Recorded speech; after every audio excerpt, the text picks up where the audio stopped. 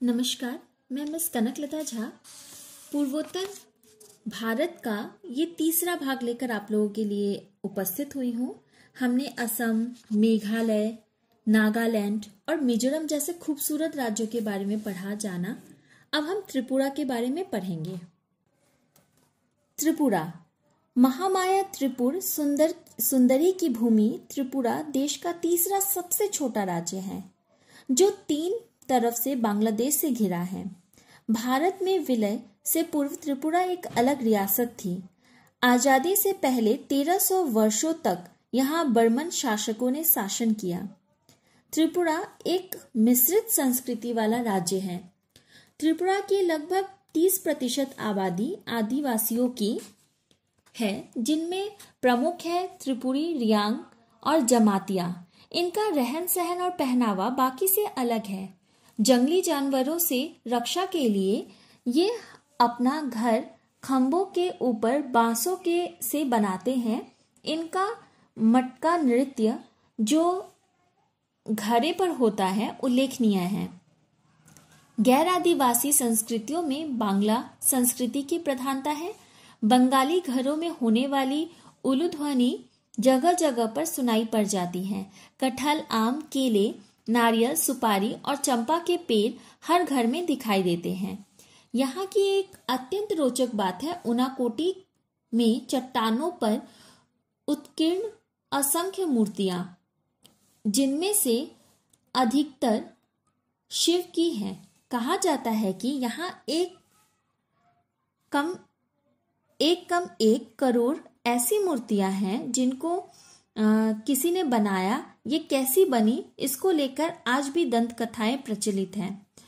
उनाकोटी की चट्टानें बहुत विस्तृत हैं और बहुत दूर तक फैली हुई है, और रास्ते में भी सिर्फ आपको जंगल दिखेगा, दोनों तरफ से पेड़ों से घिरे हुए और बीच में सड़क।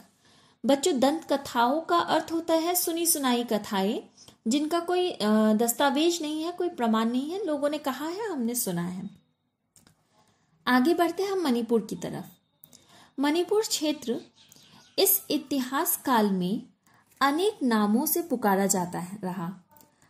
अगर 18वीं शताब्दी के उत्तरार्ध में इस क्षेत्र के राजा भागीचंद और उनके वंशजों के चलाए सिक्कों पर मणिपुरेश्वर का नाम अंकित है। इसके ही आधार पर इसका नाम मणिपुर पड़ गया। इस राज्य की जनसंख्या का लगभग 60% घाटी में है और 40% पहाड़ी क्षेत्रों में है।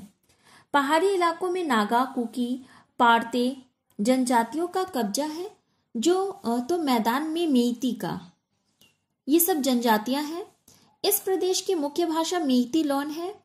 इसी को मणिपुरी का नाम भी दिया गया है। मणिपुरी राज्य की संस्कृति अत्यंत समृद्ध है। यहाँ की हिंदू जनसंख्या वैष्णव धर्म से सर्वाधिक प्रभावित है।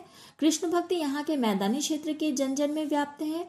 मणिपुरी नृत्य पूरी दुनिया में प्रसिद्ध है और भारत में शास्त्रीय नृत्यों में इसका प्रमुख स्थान है। यह वास्तव में कृष्ण की रासलीला की ही नाट्य प्रस्तुति है। इसके परिधान और नर्तक की साज सज्जा केरल के कथकली नृत्य की तरह अनोखी होती है। थोड़ा अलग होता है इन सब से, जो जैसा कथकली में हम देखते हैं उस तरह का कुछ परिधान होता है, अलग होता है, पर यही हमारी संस्कृति है और भारत की संस्कृति को कहीं ना कहीं लोगों के सामने रखने का कार्य भी मणिपुरी लोग करते हैं।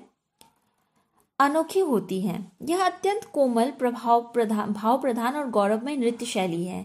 जयदेव, विद्यापति, चंडीदास, गोविंददास जैसे भक्त कवियों की रचनाएं ही ज्यादातर इनके गीत संगीत के रूप में गाई जाती हैं। बड़े बड़े कवियों की रचनाओं को ये इस तरह से गाते हैं, बोलते हैं और उसी पर नृत्य आदि करते हैं। धन्यवाद।